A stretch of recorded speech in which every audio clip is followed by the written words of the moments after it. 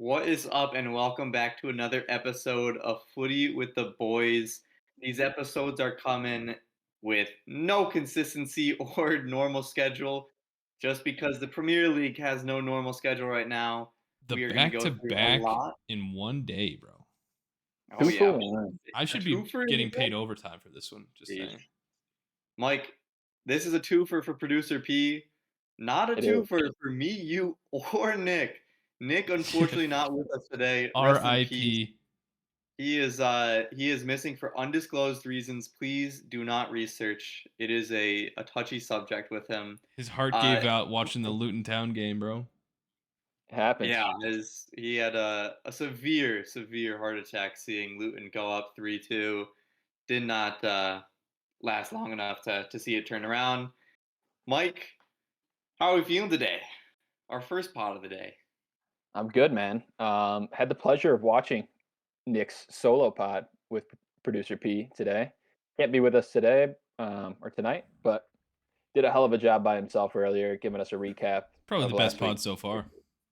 Pretty damn good. I won't lie. He did a good job. All right, the props. Then what jersey do you got on there, Mike? A little Malta national team for you. Little throwback. I'm not sure which year this is, Go but back to what? I don't know. Maybe the 80s, 90s, could be 2000s even. I have a little Maltese heritage, so I show out for that side of the family. Yeah. I'm sure everybody could see the Maltese in You you. look very Maltese. Maltese. Yeah. So Malta national team. Just add it to the list of Mike's obscure kits. Yeah. You see Coming, him baby. with the Where do you even US find World that? Cup jersey here. eBay. Yeah, where do you find these jerseys? eBay. eBay. I've eBay. had this Right. one for a while. It's a little tight, but you can't really tell from this angle. All You're getting right. fat, pal. All right. Yeah, might.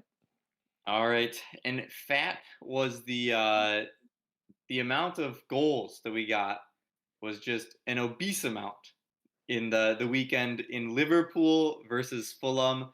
I accidentally said it was Mike's featured game of the week. God damn it might have been the best game of the week. Should have been. Yeah. That was absolutely wild. The first goal there you'll see is counted as an own goal. That is a travesty. Trent Alexander-Arnold had a beautiful free kick. Headlines in this were literally every goal for Liverpool essentially is just a wild banger. It was 3-2 in the 80th minute, and Liverpool still come back to get the win. It's kind of something like we saw that we'll recap with Arsenal and Luton, where this is a bit of a championship performance. If you want to win a title, you need to pull out games that you absolutely have no right to do. But a quick note before Mike, I get your take on this game. Anthony Robinson, another assist. This is his fifth game, including international duty, with a goal contribution in it. This is his third Premier League game in a row with an assist. Man of the match for Fulham. He is just absolutely killing it with them. We could not be stronger on that left back spot right now with Anthony Robinson. He is an absolute animal for Fulham right now. Mike, a whole lot to talk about here.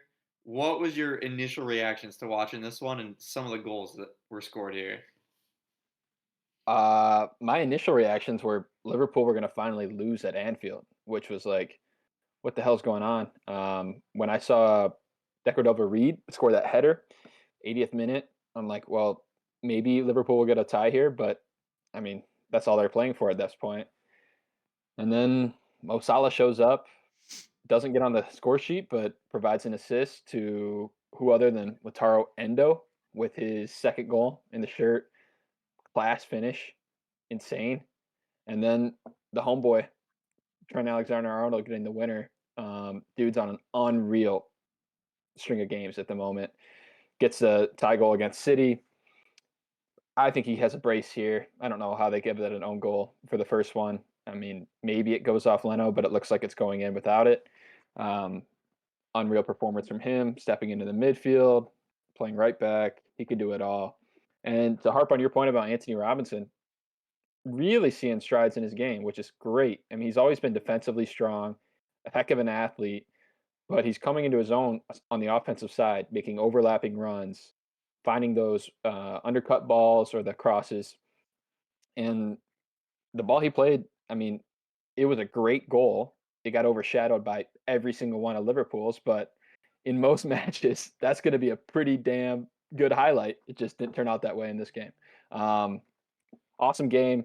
Marco Silva looked absolutely gutted at the end, going up to Jurgen Klopp, as he should be. He thought he was getting away with one here, and then everything went bad in a few minutes. So, but as you said, if you want to win a championship, you got to win these games, and that's how they did it.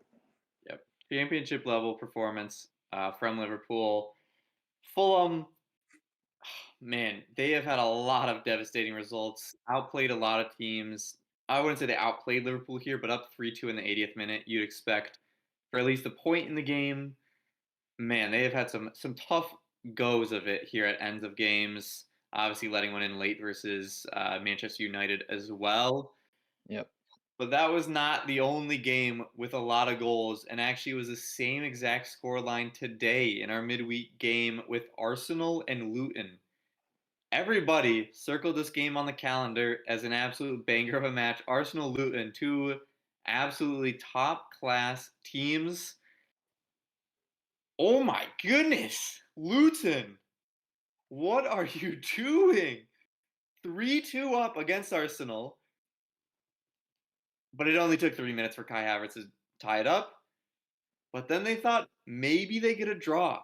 And I thought, you know what, Kai Havertz, you got us the draw. You did something for a team in blue. You haven't done that in a while, since far before you left Chelsea. But then the 100 million pound man, Rice Baby, comes up with a 90th plus 7 goal to win it for Arsenal. We talk about championship winning performances. Going down 3-2 versus Luton is not good, but to pull it out for a 4-3 win, make sure you get all 3 points. It's something you have to do. You have to be able to win ugly as well. Mike, obviously a concerning game, but is it more concerning or more positive that they were able to pull it out? Definitely positive. Two of the Luton goals come from pretty major errors from David Raya. Um, and, the game's nothing like this without those errors. I mean, Luton's not going to score because they don't create that many chances. But when those things go against you, how do you respond? Arsenal does it in tremendous fashion. They find goals from their new signings, both Kai and Declan. Um, and you know what? I mean, that's what it takes sometimes. Sometimes you get one at the death. And Declan Rice has been worth all the money. We've said it time and time again. He runs the midfield. He's an absolute wall.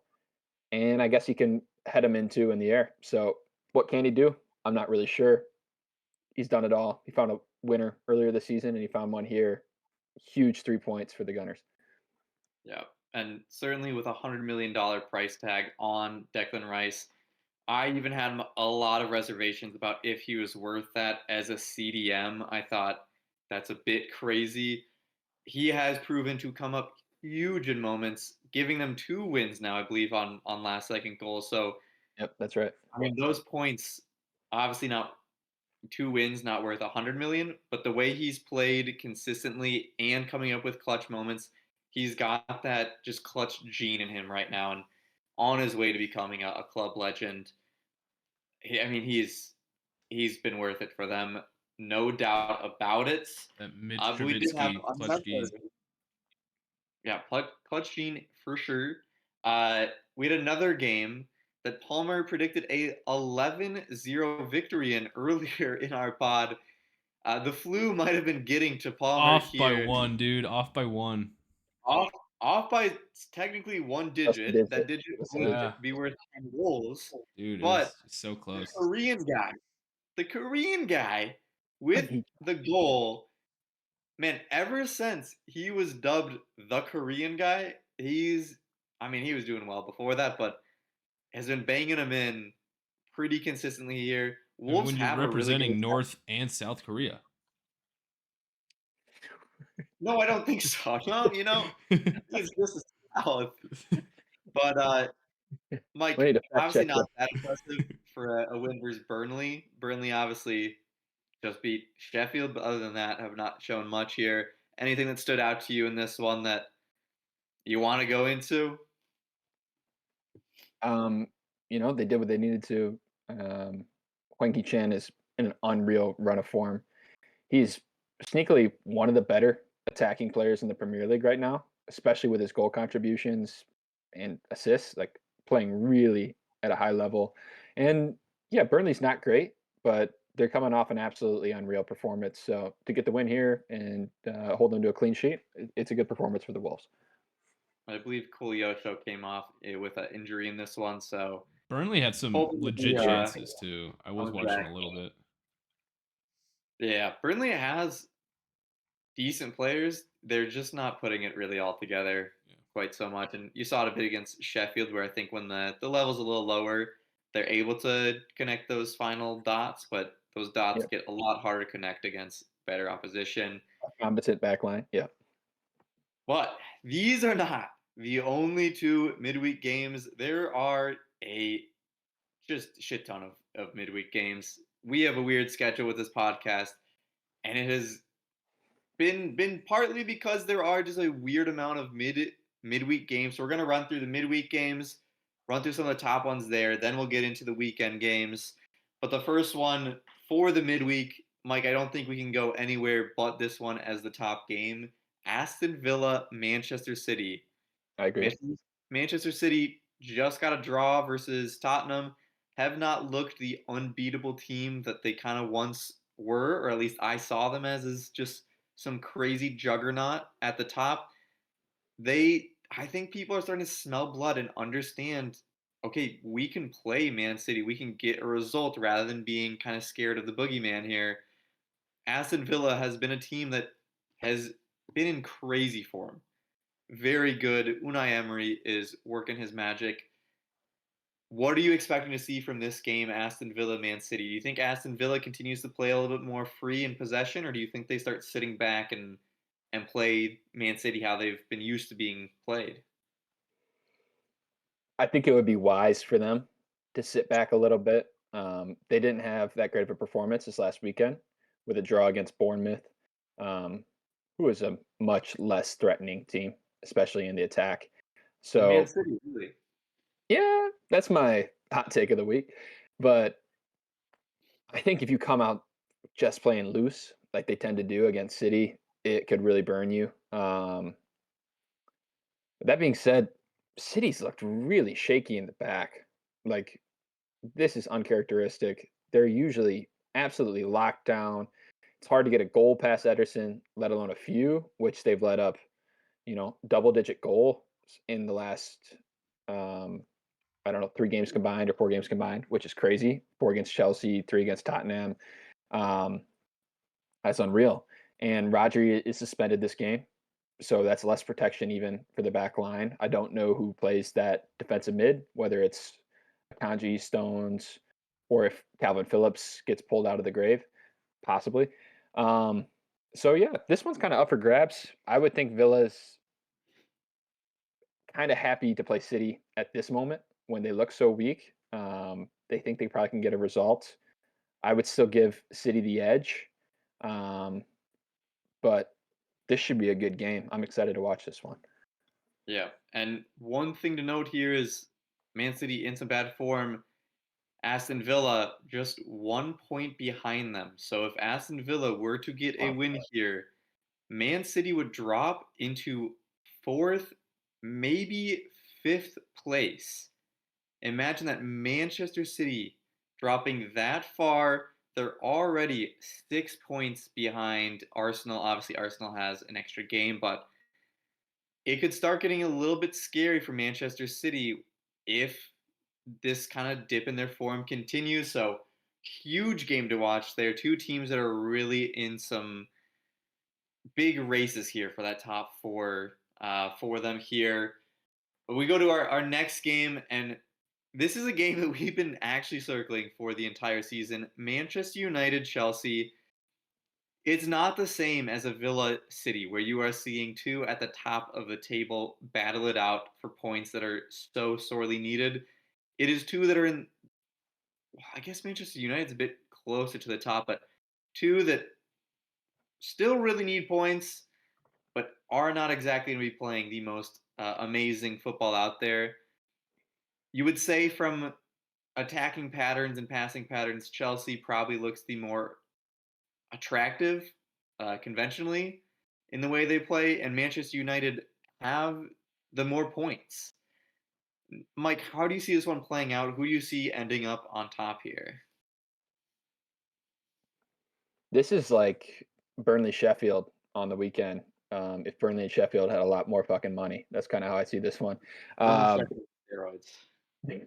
pretty much, dude. I don't know. I like Chelsea in this matchup. I like the way they play better than Man U. I like their personnel, their coach, pretty much everything. The one thing Man U has going for them in this game is they're playing at Old Trafford, and who knows which Chelsea comes out? Is it the competent attacking Chelsea, or is it the shoot it 30 yards over the goal, Nicholas Jackson Chelsea? We'll have to see.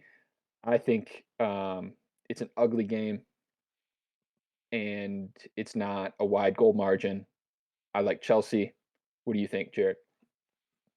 You see, this is just a game that if you're a betting man, don't be a Stay betting away. man in this game. Stay Just away. take a week off.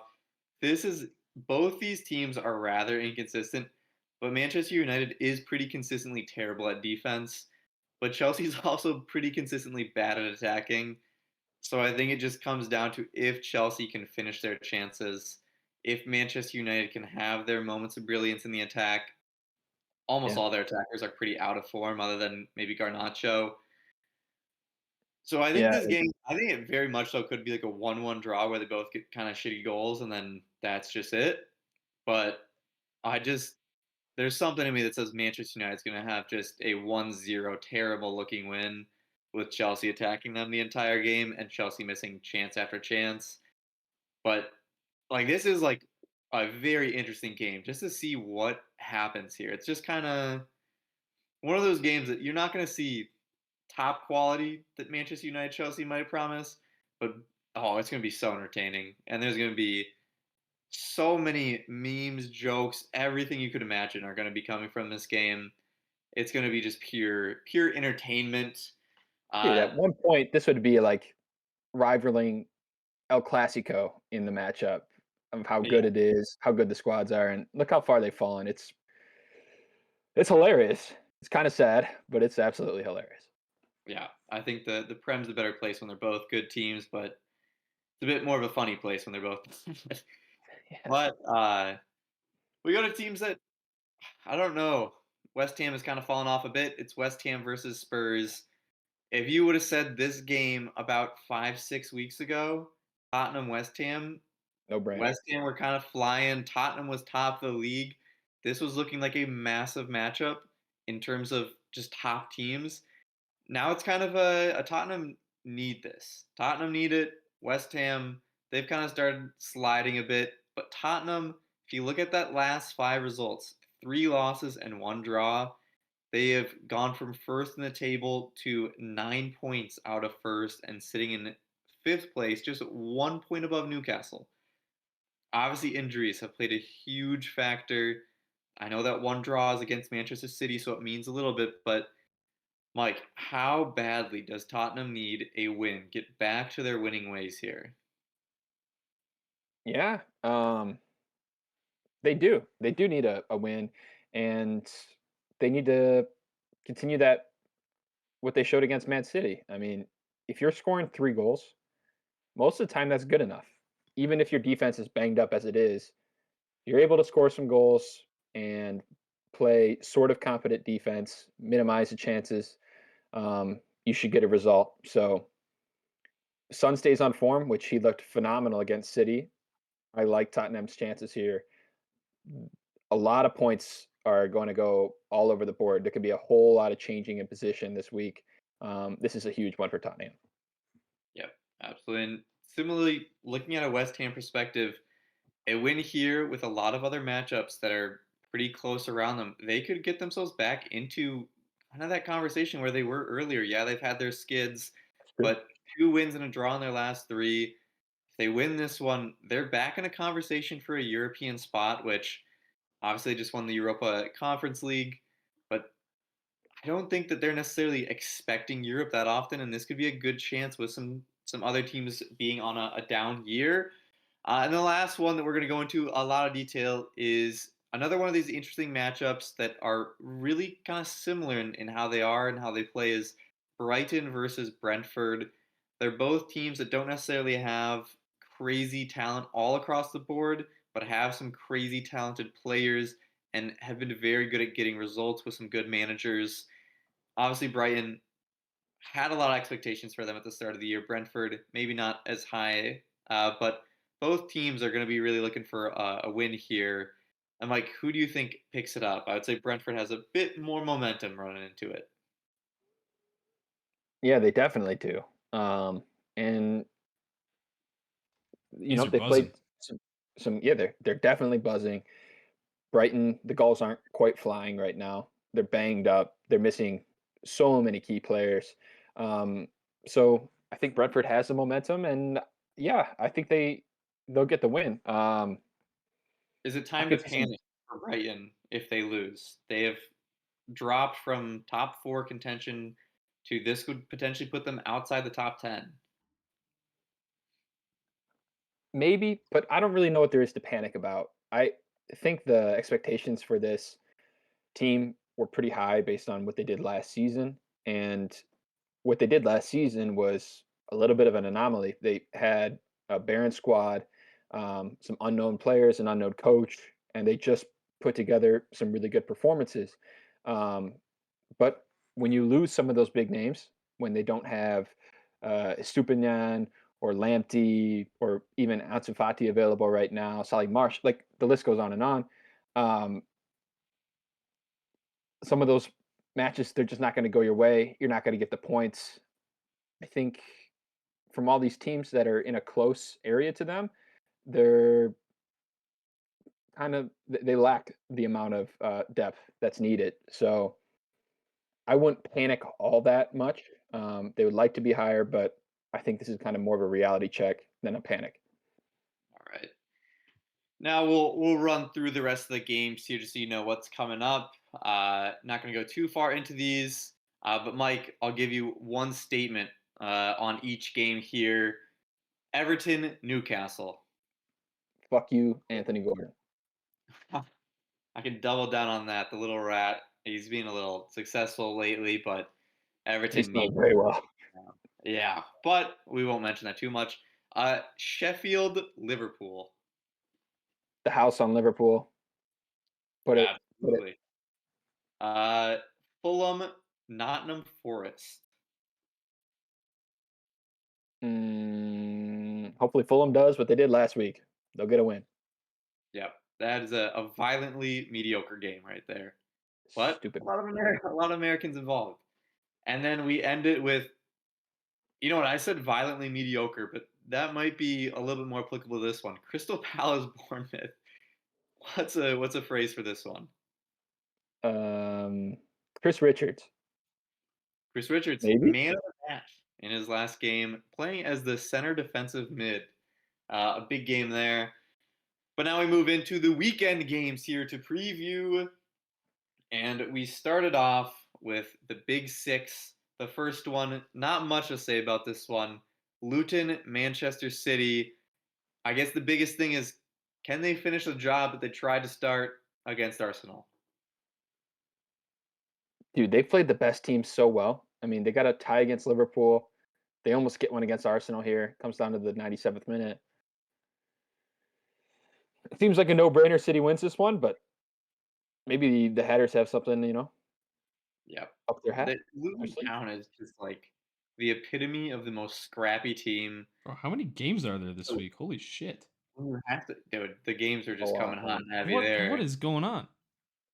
Yeah.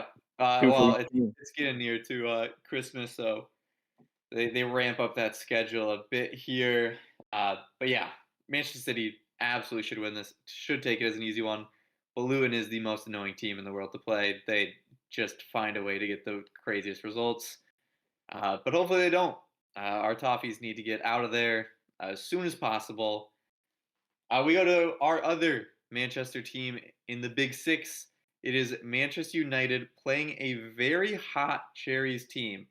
Obviously, Manchester United have been picking up points against teams just like this in non-convincing ways, but Bournemouth is coming in pretty hot. Mike, do you think the Cherries might be able to say welcome to hell to the Red Devils?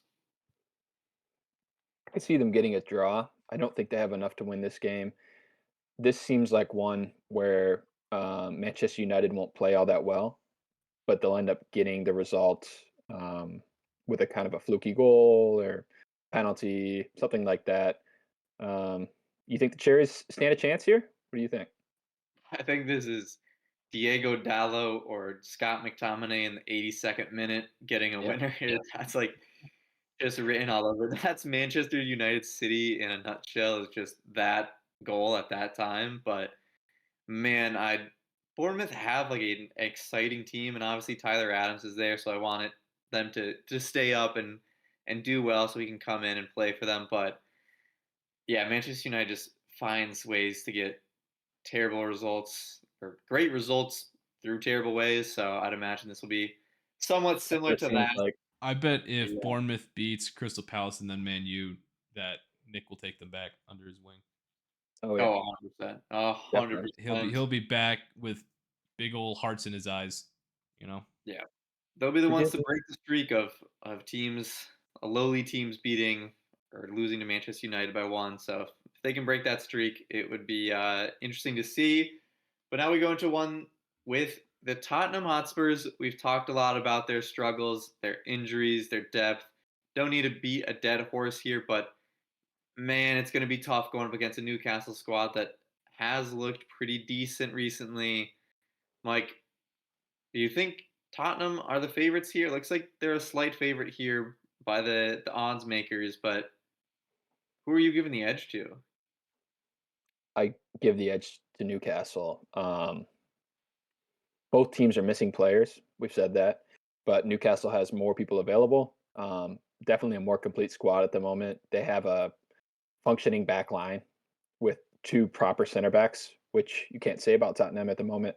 Um, so the win probability edges towards Tottenham. I would say it's more towards Newcastle from my perspective. Yeah, I just see it the same way. I think Tottenham, with their recent form, with all the injuries, you can't put them as a favorite against such a good team like Newcastle. But now moving to our favorite team to make fun of and talk about, it is the Chelsea Blues, and they will be playing our favorite team, the Everton Toffees. Everton has been a very tough team for a lot of teams to play. Chelsea, not necessarily the greatest scoring team. Neither is Everton. This could be a one goal game. Mike, do you think Everton can pull it off here? Or do you think Chelsea will go their way out of this one? At Goodison, man, I'm optimistic. I mean, fuck, do we have to play Newcastle and Chelsea in the same week? That's a tall task, especially with our really minimal squad rotation. Dyke plays the same 11 dudes each week and makes one or two subs. Um, so it's hopeful, but yeah, dude, I think we can get a draw here. I'm not so certain we get the win, but a draw seems possible. Yeah, I think a draw is a realistic like hope for Everton here. I think this isn't necessarily one of those games where I feel like Everton probably I mean they'd be reaching for straws to get points. I think this is a game that you can realistically expect to get at least a point out of. But Chelsea certainly will want to be pushing teams like Everton down so they can get their way back up the table, especially with the amount of money they spent. Yeah, If they need a if they you're need to make Everton, not close, but if you're Everton's manager, do you hold some guys back against Newcastle so that you can come in full force against Chelsea? no, We can't. you I gotta mean, You need points, it's with dude. so that point, you got to go for everything, and I don't think getting points against Newcastle is necessarily out of the realm of possibility either. So Yeah, but I think you it's a just got to lot go. more likely against Chelsea. I think Yeah, but I it's think more it's likely. if you Especially at hold home. punches with Newcastle and then also don't get a result at Chelsea, you have just wasted a chance at points. Where at the end of the day, you're fighting for survival right now after the 10 points. You can't afford to not scrap for everything. And also, I mean, the options that we have on the bench to come in are like really limited. We have a few center backs, which don't change the two guys we have right now. They're probably our best players out there. And then we don't have DCL. Onana's still hurt. There's not depth on the wings. Like your options to do it are maybe you could switch out the right back, Holman's back. So give Maybe Young a a rest. midfielder, maybe Maybe a striker, but like other than that, right. It's very slim pickings at the moment. Everton is not a deep squad, but goddamn it, we got heart. We do have our And Yep, to those end out championships. and our top 6 teams here, we go to the other side of the Merseyside derby. It is the Liverpool Red Dragons facing off against the Eagles of Crystal Palace. Mike, Crystal Palace is not an easy team to play. Liverpool has been sneaking out some results. Do you think they're due for a draw or a loss here? no, can't bet against Liverpool at the moment. They're playing too well. Um, they get the 4 goals against Fulham. Not all that convincing since it's a 1-goal win and it comes late in the game, but several of those Fulham goals are kind of, I think, errors from Kelleher, their backup goalie who's playing with Allison being out on injury. So if you can reduce those, you look better defensively. And Nunez missed a few clear chances to score a few more goals. So I think him and Salah partner up here pretty well. A little bit more clinical, and they take this one pretty comfortably. Yeah, we'll see how those center backs over at Crystal Palace do. If Chris Richards gets a spot in it, you'd imagine they I would sit like to back. see him do well. Yeah. It's going to come down to 1 or 2 star players of Crystal Palace being the stars on the day, Is and Liverpool's mascot really the Red Dragons? the Redbirds, Red It's Birds? yeah, it's liver bird, but it kind Liverbird. of looks like a dragon. Okay. Yeah, yeah. Uh, Other than that, that is our big 6. But we do have some decent matchups in terms of, or no, actually, we have a huge matchup that I definitely should not have forgotten. It is Nick's Arsenal versus Aston Villa. What a stretch for Aston Villa. They're playing Manchester City and Arsenal back to back. That's If fucking there's a rough. proving ground for this team, we have constantly asked, are they really this team? Are they really this team? They've been in the top 4. But man, if they were to get a result against either one of these teams, that would really prove that they're a real contender to be a top 4 team. Mike, do you see it happening?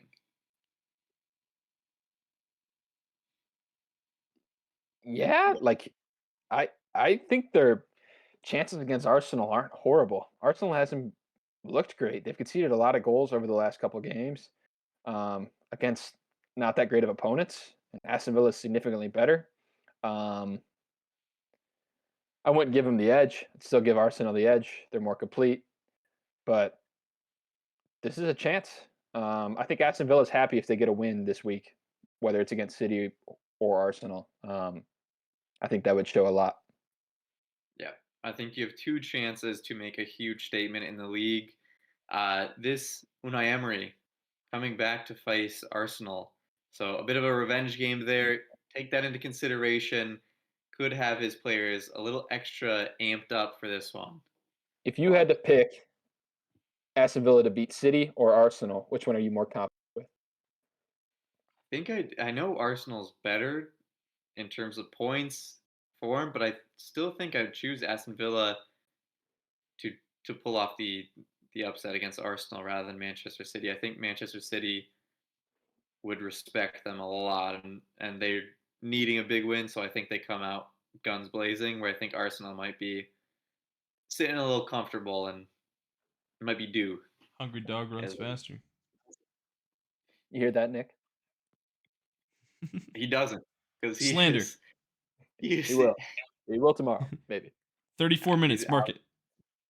His flu game absolutely ruined him, and so if he listens to this, I don't think he would necessarily disagree too much. I think it's a very competitive league. But we'll move past it. So just in case he is pissed, he is not listening to this for too long. Uh, we do have some decent matchups of the mid-table teams. Fulham, West Ham. Mike, one statement to describe it. What are you going with? Hammer time. Yeah, hammer time. I think Anthony Jedi Robinson. It's time for him to get a hat trick. I think this is the game. This is the game, man. I'm telling you. This could be his 100. fifth game in the Prem, getting a goal contribution. If he gets a goal or assist in the other one as well, we're just gonna keep that streak going. Love it. Another one that should be pretty one-sided, considering how shit one team is. It is Sheffield United versus Brentford. Mike, any any hope for Sheffield here? No, dude. No. Like, I don't care who they're playing. There's no hope for them. Oh God, not the bees! Hope has left the Going against stadium. that, But going against hope that has Danny left Sheffield. 114 FC Dallas team and see what happens. Yeah, dude. I'll take Jesus Ferreira to score a hat trick and then some. Yeah. Well, we do have another game for our mighty Wolves, producer P's favorite club here, versus Nottingham Forest. I think Wolves can certainly get this one done. Mike, do you see it the same way? I do. This is one of my locks of the week, and yeah, Nottingham Forest isn't all that bad, but Everton had enough for him, and I think Wolves does too. Nice. And we close it off on our B Derby. It is Brighton versus Burnley. Uh, yeah, I think this is pretty similar to a Sheffield game, Mike. Any shot that Burnley pulls something out here? Uh, Small shot, not a good one. Brighton You're saying struggling there's a right now. chance? There's always a chance if you're not Sheffield. Yeah, that's true. Everybody else you can give a fighting shot to. Sheffield, you're just, I don't know, they're giving their best. You're in the league. You can wear the patch. Yeah. Yeah, they get a lot of money. That is important for them. They'll get some parachute payments on their way down, and championship's a good level. Nothing to be ashamed of there. But I'd love now to play there. we get into our U.S. men's national team corner. Woo. And I don't know if anybody has heard so far, but Anthony Robinson is absolutely fucking killing it. He is a god at left back. Yeah, I mean, we've already mentioned that he has assists in 3 straight Premier League games. Goals or assists in 5 straight games, including the games against Trinidad and Tobago. He's just been a star for them. Super big for the U.S. with him picking up his form like crazy. Obviously, Dest at PSV getting start after start there, being one of the top ranked right backs in the Eredivisie. And speaking of the Eredivisie, PSV, shout out to Ernie Stewart. They are having a perfect start to the league. All wins, only winning, just beat Feyenoord, who's in second place. So they have a massive lead. Should just easily run away with that. And they guaranteed their way through to the knockout stage in the Champions League through one Ricardo Pepi getting a header at the end of the game to win it. Shout out to Pepe, elite mentality to not be getting many minutes at all and still scoring a lot of goals. Already has 5 goals, one obviously being a winner in a Champions League game. Crazy mentality there. Great goal at And that too. yeah, great goal, great header. Had a great touch to start the move as well. And speaking of great touches, Christian Pulisic from Mike Magnan from his keeper, brings down a beautiful ball in front of the defender, has them catch up, go in front of him, and he beautifully just chips it top corner in above them. He's in some fine form, being able to play left wing right now with Rafael Leao out and Chukwueze taking that right wing spot. So Pulisic in some fine form over there in Italy. Musa also starting with him and playing pretty well with 100% pass completion there. Uh, Mike, who do you think is kind of the most important player to be scoring these goals for the U.S.? Is it Pulisic? Is it somebody like a Pepe or a Balogun? Or is it somebody like Destin Robinson where you need that extra attack from the back and you're okay with the rest just kind of how they are? I think most important it's going to be Pepe or Balogun. just because they're going to see most of the service, most of the chances in and around the goal. So to have them in form, huge, super important. That being said, seeing these other guys score, Pulisic's going to do his thing. Always will for the national team, especially. But Dest and Robinson, that's huge. If we can get that on a consistent basis, it elevates the team. I mean, exponentially. And yeah, dude, that's phenomenal to see. Yep. And Mike, a lot of people have been bringing up Pepe versus Balogun starting striker debate. Balogun with 4 goals right now, but a significant amount more minutes, albeit in a harder league, being the French league. Pepe with just 200 minutes and he has 5 goals. Are you still giving Balogun the edge, or is it time to let Pepe maybe get a start here? I'll give Ball the edge just by a margin. I think he's still technically just a bit better. Um, but it's a game by game basis, really. The truth of it. Whoever's in form, um, if you have a little bit more physical back line, Pepe in there because I think his physical attributes, especially in the air, he's a monster. Um, so the margins picking between the two of them are small, but I give it just a bit to Balogun. Yeah. And I think the fact that it is that close is a testament to Pepe. If he's making people ask questions of who should start, that means he is doing awfully well in his limited time. But now we get into our locks of the week, and I got Palmer. one more USMNT piece of news. Oh, If we have a oh, second. an addition. Big Timmy Howard got the news he's being inducted into the Soccer Hall of Fame. More of a formality. He always was going to be. Absolute legend of the game. Just wanted to shout him out here. He is the reason I am an Everton fan. Fucking legend of the club, legend of Given U.S. national soccer. One of my favorite American players of all time. An absolute leader of men. Congratulations, Timmy Howard. That induction ceremony, I believe, is in May of next year. So tune in for that. I'm gonna cry. Me too. absolutely. I was almost crying at his performance against Belgium. Chris Big achievement. Wondolowski, you need to finish those to give Tim Howard his Yes, Chita. winning performance. His 16 saves versus the golden era of Belgium to give the U.S. a shot, but alas, not enough. But still, quite the memory from the Ministry of Defense there, Tim Howard, and great addition there, Mike. Of course. That's off Got to to shout you, out the boy. the boy Timmy Howard. But now it's time for locks of the week. Last week we had all winners and one double winner. Newcastle 3, Man U 1. Not that many goals in the game there. Nick was maybe True. overestimating how many were going to be scored there, but yet he still gets the result right.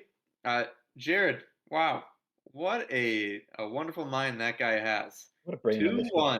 2-1, 2-1, and I believe he even said that Arsenal would go up 2-0 and then Wolves would claw one back late. I wonder what happened in that game. Maybe it was close to that. And then Liverpool 2, Fulham 0. Did not quite happen. I underplayed that one, dude. I mean, Nick was calling you all types of names for choosing that game, and it ended up being an absolutely wild game. We disrespected that game like crazy, calling it the featured game and then saying no, no, no, We did. saying you're a pussy for choosing that as your lock. But man, that was a game. Fulham earned quite a bit more respect this past weekend. Yeah, An absolutely. all-time game, and yeah, 2-0, not even close. Absolutely. Nick is not here with us, but he decided to personally let us know what his locks were through just our own gut feelings. So Nick's Telepathy? How the fuck do you say Telepathy. that? yeah, telepathy. Yeah. So we're gonna do two this time for our locks because we have the midweek and we have the weekend. So for the midweek lock for Nico Valderrama, he is going with Brentford 2, Brighton 1. The bees continue buzzing for this guy. He is big about them and how they are in the box. He's a big box guy. Uh, Huge. Huge box guy. more than a big box guy. is his weekend game. He is a big Gunners guy. He sticks with his team. He's going with Arsenal 2, Aston Villa 0. Wow, what a pick by Nico there. His telepathy was really strong on that one. I was thinking something pretty similar. All right. Coincidence? And then we get over to mine. I am the current leader, Nico at 6, Mike at 7, and me at 8. And I'm going with Manchester City 3, Aston Villa 1. Like I said when we were kind of talking about it, Mike, I think Manchester City Whoa, really dude, want to. you just read my lock of the week. That's not your lock of the week. That is not my lock of the week. That is correct. Trying to It steal is. picks, bro. That is Mike's. I'm having some troubles reading these word docs in the past 2 weeks. And with that error, I'm pretty sure we can guarantee this game will be a banger every time I I have think misread that it. guarantees it's gonna lose. I don't What's that know. lock of the week, Jared? Lock of the week. Whose am I Liverpool. writing down right now? And You're all writing of a down Jared. sudden, it becomes a banger. It is man. Wait, who are What am you? I? Who are you going towards right now, Palmer? Which you're the one that's fucking announcing them, guy. All right, Mike. Go to Mike. Go to Mike.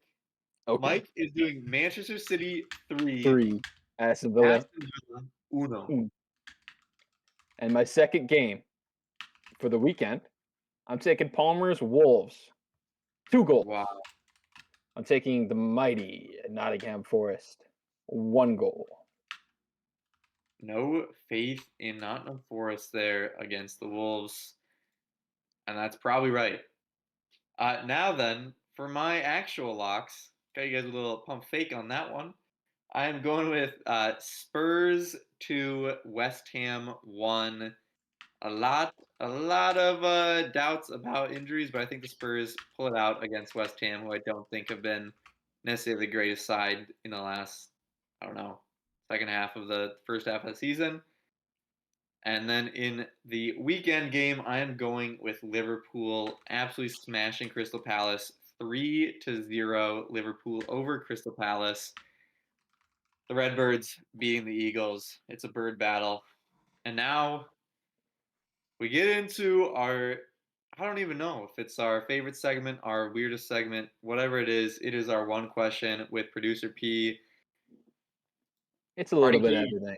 take it away. What are you about to type into Google and what are we about to see? So I at one point I did play soccer growing up, and at one point my mother was the coach for my AYSO soccer team. I don't know if either of you were actually on that team. It's I possible don't Mike remember. was. It's possible Mike was. Um, that being said, she put me as goalie for one of the games, and it did not go well. I believe I was like 7 or 8 years old. That being said, I got hit in the face, balls, and just all the wrong stuffs a lot. So, my question, seeing as how terrifying it was for me in just one game, uh, and considering there are men who literally do this as a profession and get soccer balls kicked at them at like Mach 2 for a living every day. How many times on average do you think a goalie takes a shot to the nuts in their professional career? In the entire career? In their career, bro. This seems I like mean, a question are we for talking a ball or are we talking like a knee or a foot going into them Ball. there? Ball. Oh, seems Yeah, like a they question for get Ricky Flaggett, don't you think, Jared? they get in front of the huh? ball. It's Seems like a and question for Ricky. That is. Maybe a phone a friend in. How many times?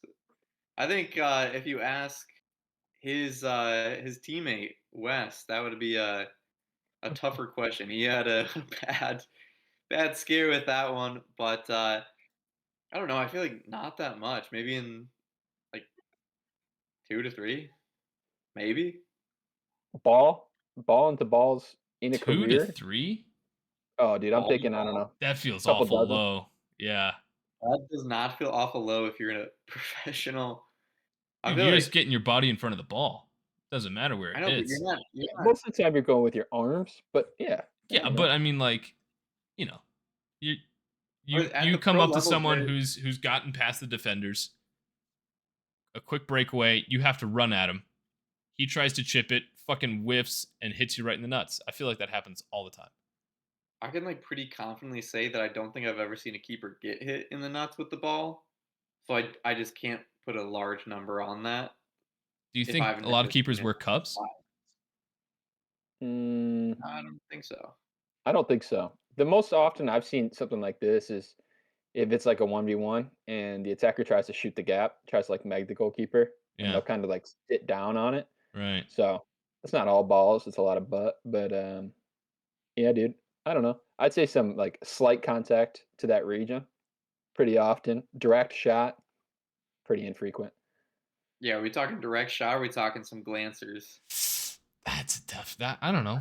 Whatever's more If we're fun. talking Probably. glancers, I think you get a Lancers should lot that count. probably we don't notice because they have to kind of suck it up Yeah. Mm. in like a big play. But like, Well, I'm not saying like how often are they fucking keeling on the sideline, like I think hunched more over. often than hitting like a rocket to the balls would be like them running into their own post with like a close yeah, ball that's Oh, either you going think? out of bounds. I Oh see yeah, them that getting happens hit all by the like time. a cleat or like a knee on like a corner or something where they get hit in the balls. But like, I think I've seen more defenders get hit in the balls than like anything You think else man with on like an man arm contact is or like more a often cross. than ball contact?